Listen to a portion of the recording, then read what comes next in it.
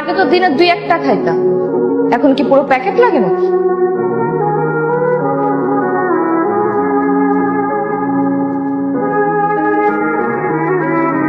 এই সিগারেট না আমি কারো বাপের টাকায় খাই না, নিজের টাকায় খাই, তো আবার নিজের বাড়ির ছাদে।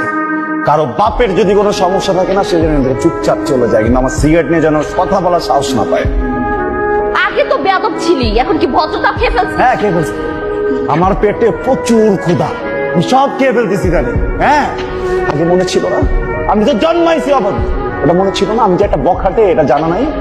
হ্যাঁ আমি জানি তো তুই বখাটে, তুই তো বখাটে দেখে আজকে আমি তোর সাথে নাই, বুঝছস নাই? কিন্তু এসব বখাটে গিয়ে এই ছাদে চলবে না, সিগারেট খাওয়া যাবে না এই ছাদে। এই এলিয়েন, এলিয়েন বলবি না। 100 বার বলবো, 1000 বার বলবো, যতবার মন চায় ততবার তোর এলিয়েন বলবো। Alien alien alien alien alien. আমার বাড়ির ছাদ, আমি গাঞ্জা খাবো, মদ খাবো, সিগারেট খাবো, যা মন চায় তাই খাবো। তোর সিগারেট নিয়ে সমস্যা না, ঠিক আছে, কালকে থেকে সিগারেট খাবো না, কালকে গাঞ্জা খাবো।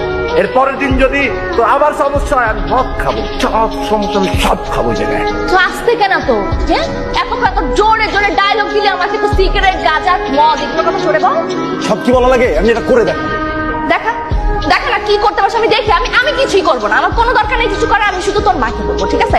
মা বলছি আরো জোরে, শোনা যাইতেছে। মা! আরো জোরে ছিল।